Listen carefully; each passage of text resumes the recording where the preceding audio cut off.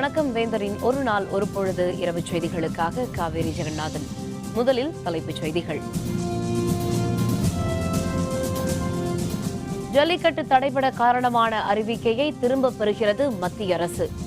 நாளை உச்சநீதிமன்றத்தில் மனு தாக்கல் செய்யப்படும் என தகவல். பவானி ஆற்றின் குறுக்கே கேரளம் தடுப்பணை கட்டுவதை தடுத்து நிறுத்தவும் பிரதமருக்கு முதல்வர் பன்னீர்செல்வம் கடிதம்.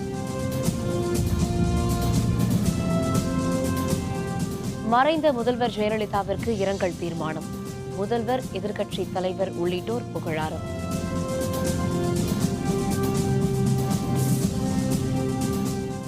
டெல்டா மாவட்டங்களில் மத்திய குழு ஆய்வு. வறட்சி நிவாரணத்தை உடனடியாக வழங்க விவசாயிகள் வலியுறுத்தல்.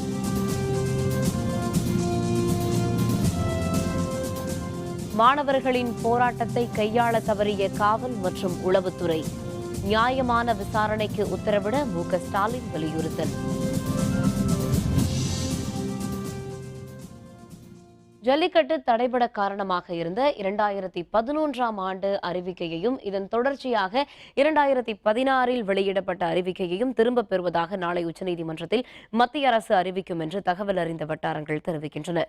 ஜல்லிக்கட்டு நடத்த வேண்டும் என வலியுறுத்தி தமிழகம் முழுவதும் மாணவர்களும் இளைஞர்களும் பொதுமக்களும் நடத்திய பெருந்திரள் போராட்டங்களை அடுத்து மத்திய அரசின் ஒத்துழைப்புடன் தமிழக அரசு அவசர சட்டம் பிறப்பித்தது. அவசர சட்டத்திற்கு மாற்றாக நேற்று நடைபெற்ற தமிழக சட்டப்பேரவை சிறப்பு கூட்டத்தில் சட்ட முன்வரைவும் தாக்கல் செய்யப்பட்டு ஒருமனதாக நிறைவேற்றப்பட்டு ஆளுநர் ஒப்புதலுடன் குடியரசுத் தலைவருக்கு அனுப்பப்பட்டுள்ளது. இந்த நிலையில் கடந்த 2011ஆம் ஆண்டு ஜல்லிக்கட்டு தடைபட மூல காரணமான அறிவிக்கையான காளைகளை காட்சி பட்டியலில் இணைத்து வெளியிடப்பட்ட அறிவிக்கையையும் ஜல்லிக்கட்டு நடத்த வசதியாக 2016ஆம் ஆண்டு அதை விளையாட்டு என வகைப்படுத்தி வெளியிடப்பட்ட அறிவிக்கையையும் மத்திய அரசு விலக்கிக் கொள்கிறது. 2016ஆம் ஆண்டு அறிவிக்கைகள் தொடர்பான வழக்கு உச்சநீதிமன்றத்தில் நாளை விசாரணைக்கு வரும் நிலையில் இவ்விரு அறிவிக்கைகளையும் திரும்பப் பெறுவது தொடர்பான மனுக்களை நாளை மத்திய அரசு தாக்கல் செய்யும் என்று கூறப்படுகிறது. காளைகளை காட்சிப்படுத்தும் பட்டியலில் சேர்த்த அறிவிக்கையை மத்திய அரசு திரும்பப் பெறும் பட்சத்தில் ஜல்லிக்கட்டுகள் நடத்துவதற்கான தடைகள் அனைத்தும் விலகிவிடும் என்பது குறிப்பிடத்தக்கது.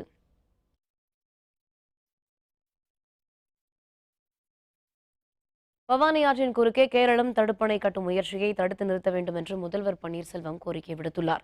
இதுபற்றி பிரதமருக்கு அவர் கடிதம் ஒன்றை எழுதியுள்ளார்.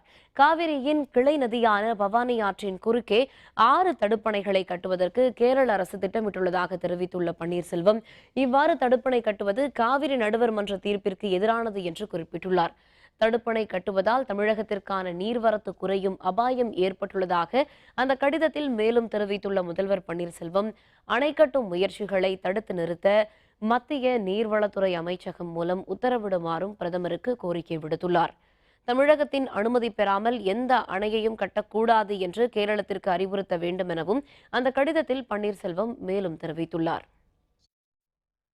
தமிழக சட்டப்பேரவையின் இந்த ஆண்டிற்கான முதல் கூட்டத்தொடர் நேற்று ஆளுநர் உரையுடன் தொடங்கியது. கூட்டத்தொடரின் 2ஆம் நாளான இன்று முன்னாள் முதல்வர் ஜெயலலிதாவின் மறைவுக்கு இரங்கல் தீர்மானத்தை முதல்வர் பன்னீர்செல்வம் முன்மொழிந்தார். முதல்வர், எதிர்க்கட்சித் தலைவர் உள்ளிட்டோர் ஜெயலலிதாவிற்கு புகழாரம் தெரிவித்தனர்.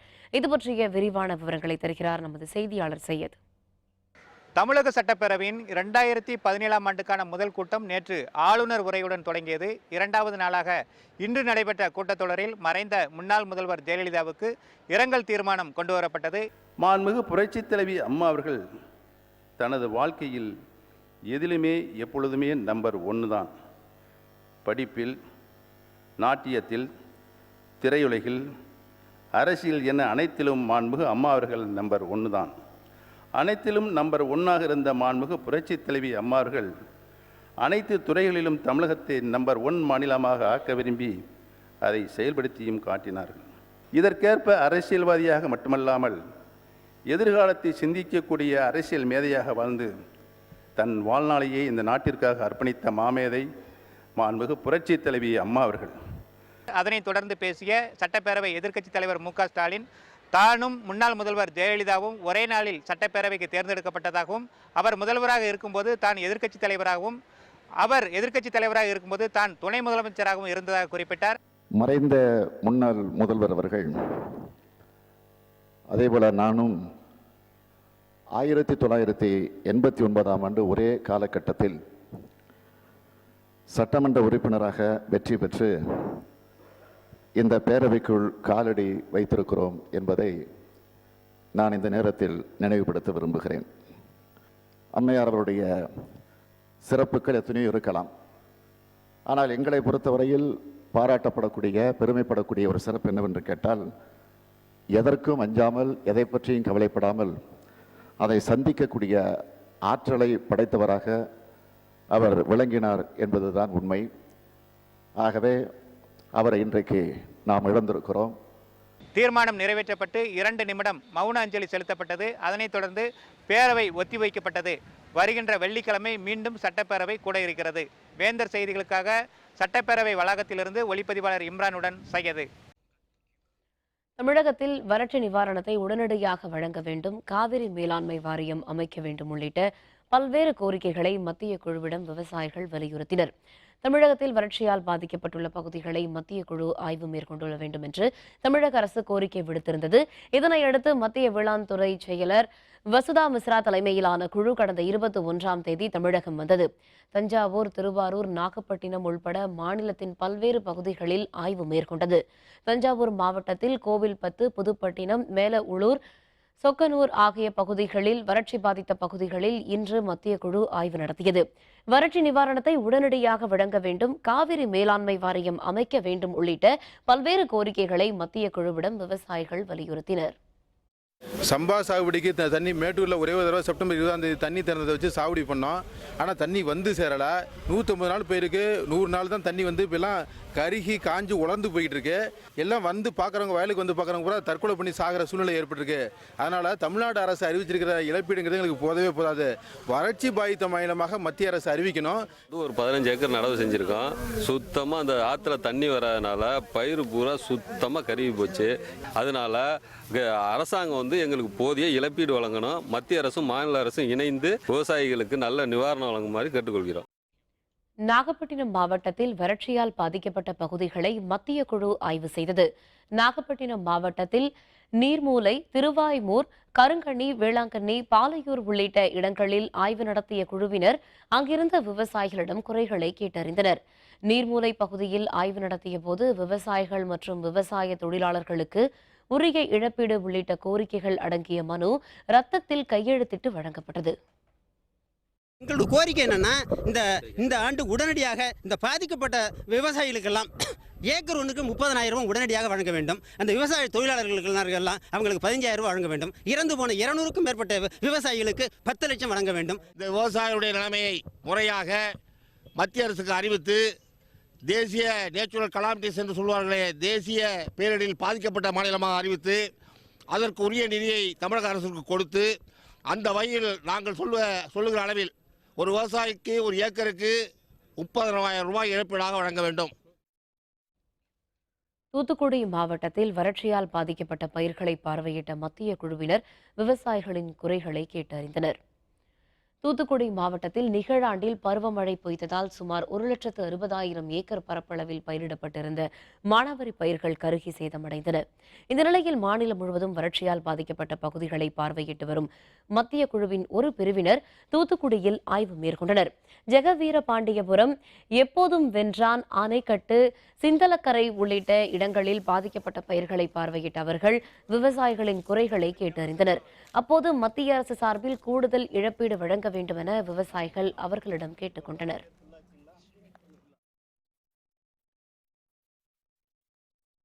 மாணவர்கள் போராட்டத்தை முறையாக கையாள தவறிய காவல்துறை அலுவலர்களை உடனடியாக இடமாற்றம் செய்து நியாயமாக விசாரணைக்கு உத்தரவிட வேண்டும் என்று திமுக செயல் தலைவர் மு க ஸ்டாலின் கோரிக்கை விடுத்துள்ளார். இதுபற்றி அறிக்கை ஒன்றை அவர் வெளியிட்டுள்ளார்.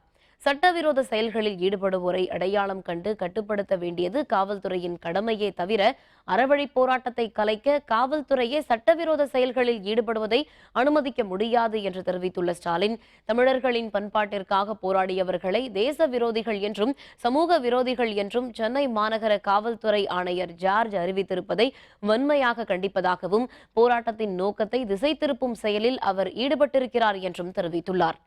மெரினா கடற்கரையில் மாணவர்கள் மீது நடத்தப்பட்ட தாக்குதல் பற்றி உடனடியாக விசாரணை ஆணையம் அமைக்க மாநில ஆளுநர் நடவடிக்கை எடுக்க வேண்டும் என்று கோரிக்கை விடுத்துள்ள ஸ்டாலின், போராட்டத்தை முறையாக கையாள தவறி திசை திருப்பும் செயலில் ஈடுபட்டுள்ள சென்னை மாநகர காவல்துறை ஆணையர், மாநில உளவுத்துறை தலைவர், மாநகர உளவுத்துறை பொறுப்பு அலுவலர் உள்ளிட்ட அனைவரையும் உடனடியாக இடமாற்றம் செய்து நியாயமான விசாரணை நடைபெற வழிவகுக்க வேண்டும் என்று கேட்டுக் கொண்டுள்ளார்.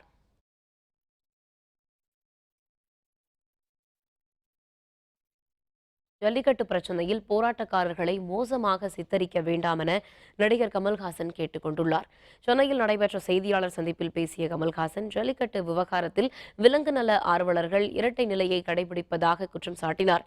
ஜல்லிக்கட்டில் மாடு முட்டி இறப்பவர்களை விட சாலை விபத்தில் இறப்பவர்களின் எண்ணிக்கை அதிகம் என்று அவர் குறிப்பிட்டார்.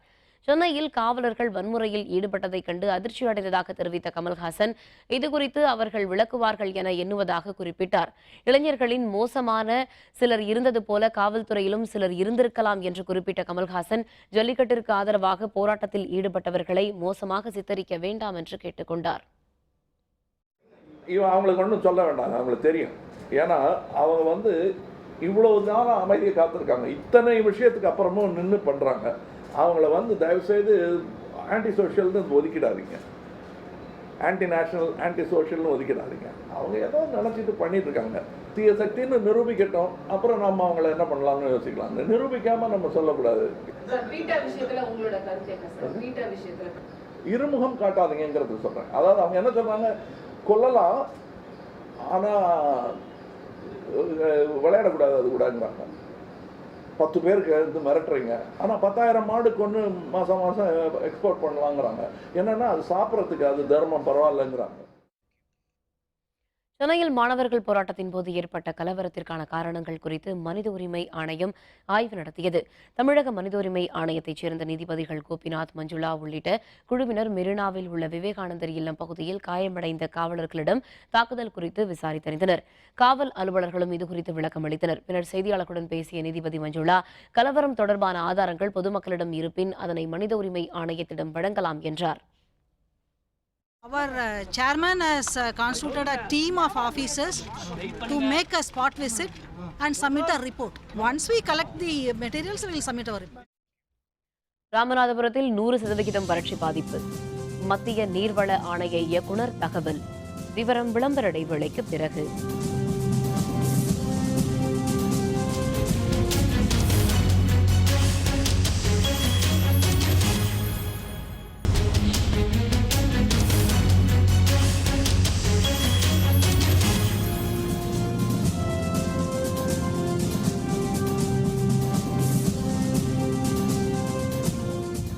செய்திகள் தொடர்கின்றன.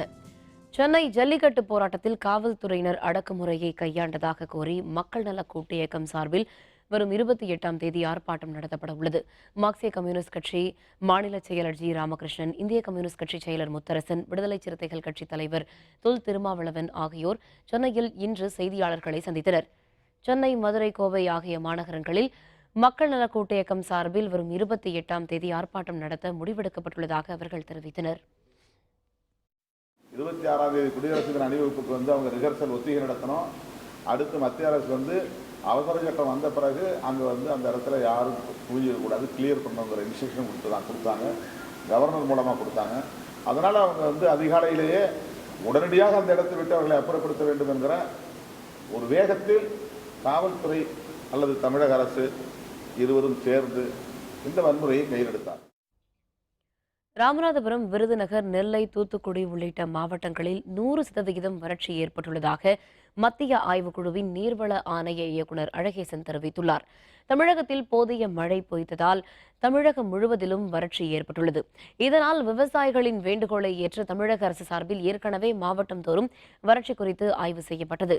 இதனைத் தொடர்ந்து ராமநாதபுரம் மாவட்டத்தின் கடலாடி, கீழகடாபுரம், பனையடியந்தல் உள்ளிட்ட பல்வேறு பகுதிகளில் மத்திய குழுவினர் ஆய்வு மேற்கொண்டனர். இந்த ஆய்வின் போது மாவட்ட ஆட்சியர் நடராஜன் மற்றும் வேளாண்துறை அலுவலர்கள் பலர் உடனிருந்தனர். ராமநாதபுரம், விருதுநகர், நெல்லை, தூத்துக்குடி உள்ளிட்ட மாவட்டங்களில் 100% வறட்சி ஏற்பட்டுள்ளதாக மத்திய ஆய்வுக்குழுவின் நீர் ஆணைய இயக்குநர் அழகேசன் தெரிவித்துள்ளார். பாதிப்பு ஆல்மோஸ்ட் 100% பாதிப்புன்னே சொல்லலாம். அந்த அளவுக்கு நாங்கள் வந்து இப்போ நாங்கள் சரியான சமயத்தில் தான் நாங்கள் வந்திருக்கோம். எல்லா இடத்துலையும் விவசாயிகள் அவங்களுடைய உண்மையான அந்த வறட்சி பாதிப்பினால் அவங்களுக்கு ஏற்படுற நஷ்டத்தை பற்றி வந்து சொல்லியிருக்காங்க. அவங்களுடைய கருத்துக்களை எல்லாத்தையும் நாங்கள் கேட்டு நாங்களும் அந்த ரிப்போர்ட்டில் வந்து சரியாக அதை வந்து ப்ரொஜெக்ட் பண்ணி சொல்லுவோம். புதுச்சேரி துணைநிலை ஆளுநர் கிரண்பேடியை திரும்பப் பெற மத்திய அரசை வலியுறுத்த வேண்டும் என்று காங்கிரஸ் மற்றும் திமுக சார்பில் புதுச்சேரி சட்டப்பேரவையில் வலியுறுத்தப்பட்டுள்ளது. புதுச்சேரி பேரவையின் இந்த ஆண்டிற்கான முதல் கூட்டத்தொடர் இன்று காலை 11 மணிக்கு தொடங்கியது. மறைந்த தமிழக முதல்வர் ஜெயலலிதா, தமிழக முன்னாள் ஆளுநர் சுர்ஜித் சிங் பர்னாலா, புதுச்சேரி சட்டப்பேரவை முன்னாள் தலைவர் VMC சிவக்குமார் உள்ளிட்டோருக்கு இரங்கல் தெரிவிக்கும் தீர்மானங்களை முதல்வர் நாராயணசாமி முன்மொழிந்தார். அதன் பின்னர் 15 நிமிடங்களுக்கு அவை நடவடிக்கைகள் ஒத்திவைக்கப்பட்டது. பின்னர் அவை கூடிய போது ஜல்லிக்கட்டிற்கு அனுமதி, வறட்சி மாநிலமாக அறிவிக்க கோரிக்கை உள்ளிட்ட பல்வேறு தீர்மானங்களை முதல்வர் நாராயணசாமி முன்மொழிந்தார். அரசு நிர்வாகத்தில் குழப்பம் ஏற்படுத்தும் துணைநிலை ஆளுநர் கிரண்பேடியை திரும்பப் பெற மத்திய அரசை வலியுறுத்த வேண்டுமென காங்கிரஸ், திமுக உறுப்பினர்கள் கோரிக்கை விடுத்தனர். செயல்படாத காங்கிரஸ் அரசை கண்டிப்பதாக தெரிவித்த NR காங்கிரஸ் மற்றும் அதிமுக உறுப்பினர்கள் அவையில் இருந்து வெளிநடப்பு செய்தனர். அதன் பின்னர் சட்டப்பேரவை கூட்டத்தை நாளை காலை 10:30 மணி வரை ஒத்திவைப்பதாக அவைத் தலைவர் வைத்திலிங்கம் அறிவித்தார். பின்னர் செய்தியாளர்களுடன் பேசிய முதல்வர் நாராயணசாமி, வறட்சியால் பாதிக்கப்பட்ட விவசாயிகளுக்கு மத்திய அரசு இழப்பீடு வழங்கவிருக்கும் நிலையில் இடைக்கால இழப்பீடு வழங்க முடிவெடுத்திருப்பதாக தெரிவித்தார். அது பற்றிய தங்களது கருத்துக்களை பதிவு செய்யாமல் எதிர்க்கட்சி உறுப்பினர்கள் வெளிநடப்பு செய்தது வருத்தமளிப்பதாக அவர் மேலும் குறிப்பிட்டார். இடைக்கால நிவாரணத்தை கொடுப்பதற்கான நடவடிக்கை எங்களுடைய மாநில அரசின் சார்பாக எடுப்போம் என்று நாங்கள் வலியுறுத்தி கூறியிருக்கிறோம். ஆனால் துரதிர்ஷ்டவசமாக NR காங்கிரஸ் சட்டமன்ற உறுப்பினர்கள், மாண்புமிகு எதிர்க்கட்சி தலைவர் திரு ரங்கசாமி அவர்கள் தலைமையில் முக்கியமான மாநில விவசாயிகளுடைய பிரச்சனை சம்பந்தமாக இருக்கின்ற வறட்சி பற்றி தங்களுடைய கருத்துக்களை பதிவு செய்யாமல் வெளிநடப்பு செய்திருப்பது மிகப்பெரிய வருத்தத்தை அளிக்கிறது. சென்னையில் நடைபெறவுள்ள குடியரசு நாள் விழாவில் அணிவகுப்பில் பங்கேற்பதற்காக கல்லூரி, பள்ளிகளில் பயிலும் நாட்டு தொண்டு திட்ட மாணவர்கள் பயிற்சி மேற்கொண்டுள்ளனர். சென்னையில் நடைபெறும் குடியரசு நாள் அணிவகுப்பில் NCC மாணவர்கள் பங்கேற்ற போதிலும் NSS மாணவர்கள் பங்கேற்பது வழக்கமில்லை. எனினும் 2015ஆம் ஆண்டில் குடியரசு நாள் அணிவகுப்பில் NSS மாணவ மாணவியரும் பங்கேற்க வழிவகுக்கப்பட்டது. 3வது ஆண்டாக தொடர்ந்து இந்த ஆண்டும் அணிவகுப்பில் பங்கேற்பதற்காக நாட்டு தொண்டு திட்ட மாணவ மாணவியர் தற்பொழுது சென்னையில் முனைப்பாக பயிற்சி மேற்கொண்டு வருகின்றனர்.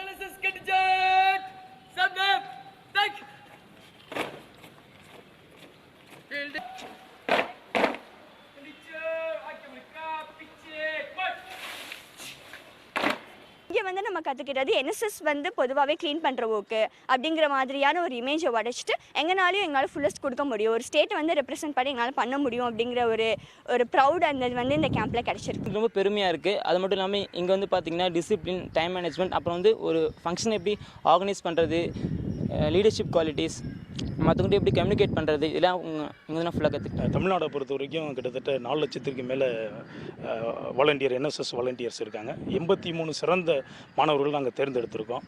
இதில் இன்னும் நல்லா பரேடு நல்லா பண்ணி ப்ராக்டிஸ் பண்ணி பண்ணுற மாணவர்களை குடியரசு தின விழாவில் கலந்துக்குவாங்க. அவங்க இந்த ரிஹர்சல் முடிச்சதுக்கப்புறம் 26ஆம் தேதி ரொம்ப சிறப்பாக பங்கேற்பாங்கன்னு தெரிவித்தேன். ரிபப்ளிக் டே பரேட் அன்றைக்கி அவர்கள் வந்து மார்ச் பாஸ்ட் செஞ்சுட்டு போவாங்க. அவர்களுக்கு காலையிலேருந்து ஈவினிங் வரைக்கும் நல்ல சில பிரேக்ஸ் கொடுத்துட்டு ரெகுலராக நம்ம ட்ரைனிங் தரோம். அந்த ட்ரைனிங் அவங்களுக்கு எந்த விதத்தில் யூஸ் ஆகும்னு பார்த்தாங்கனாக்கா, அவங்க ஃபிசிக்கல் எபிலிட்டியை அதிகமாக்கும், அதே மாதிரி மென்டல் ஸ்ட்ரென்த்தையும் அதிகமாக்கும். அவங்களுக்கு நம்மளால் எந்த வேலைகளும் செய்ய முடியும், அந்த அளவுக்கான நம்மளால் முடியுன்ற ஒரு செல்ஃப் கான்ஃபிடன்ஸ் அவங்களுக்கு வளர்த்தி தரும். ஆஸ்திரேலிய ஓபன் டென்னிஸ் அரையிறுதிக்கு முன்னேறினார் ஃபெடரர். விவரம் விளம்பர இடைவேளைக்கு பிறகு.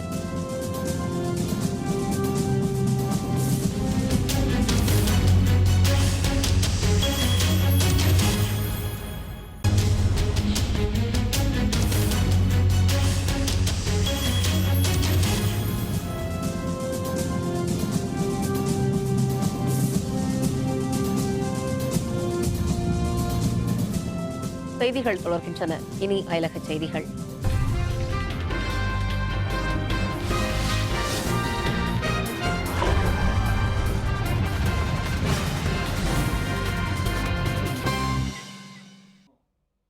ஆசிய பசிபிக் நாடுகளிடையேயான தடையில்லா வர்த்தகம் ரத்து செய்யப்படுவதாக அமெரிக்க அதிபர் டொனால்டு ட்ரம்ப் உத்தரவு பிறப்பித்துள்ளார்.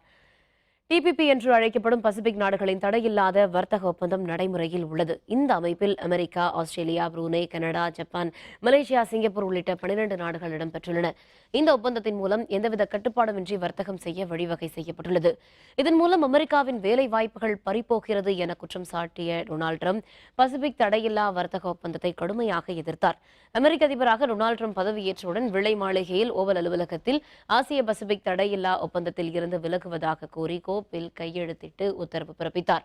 அமெரிக்கா இடம்பெறாத இந்த ஒப்பந்தம் முழுமையடையுமா என்பதில் சந்தேகம் இருப்பதாக ஜப்பான் பிரதமர் ஷின்சோ அபே தெரிவித்துள்ளார்.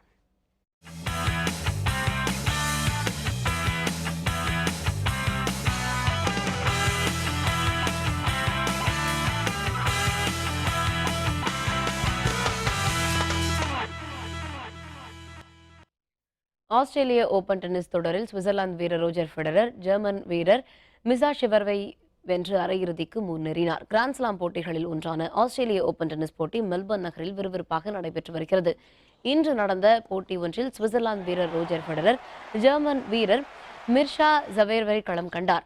90 நிமிடங்கள் நடைபெற்ற இந்த போட்டியில் 6-1, 7-5, 6-2 என்ற செட் கணக்கில் ரோஜர் ஃபெடரர் வென்று அரையிறுதிக்குள் நுழைந்தார். இதேபோன்று ஆண்கள் ஒற்றையர் பிரிவு காலிறுதிச் சுற்றில் பிரான்ஸ் வீரர் ஜோ வில்ஃப்ரை சோங்காவை வீழ்த்தி வாவ்ரிங்கா அரையிறுதிச் சுற்றுக்கு முன்னேறினார். விறுவிறுப்பாக நடைபெற்ற இந்த போட்டியில் சுவிட்சர்லாந்து வீரர் ஸ்டான் வாவ்ரிங்கா சிறப்பான ஆட்டத்தை வெளிப்படுத்தினார். 2 மணி 14 நிமிடங்கள் நீடித்த போட்டியில் 7-6, 6-4, 6-3 என்ற செட் கணக்கில் வெற்றி பெற்றார்.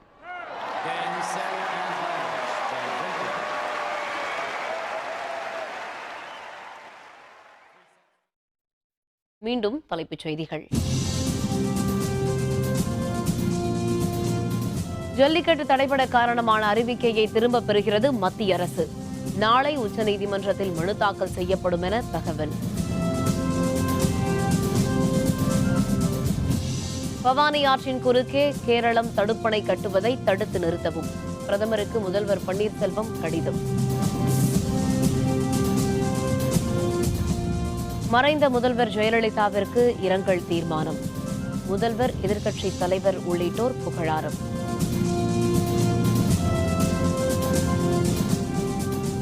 டெல்டா மாவட்டங்களில் மத்திய குழு ஆய்வு. வறட்சி நிவாரணத்தை உடனடியாக வழங்க விவசாயிகள் வலியுறுத்தல்.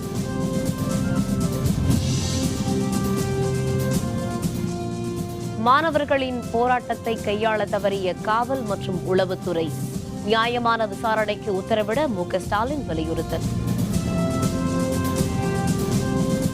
இத்துடன் வேந்தரின் ஒரு நாள் ஒரு பொழுது இரவு செய்திகள் நிறைவடைந்தன. மீண்டும் இரவு 10 மணிக்கு கண்ணுறங்கும் வேளை இரவு செய்திகளில் சந்திப்போம். வணக்கம்.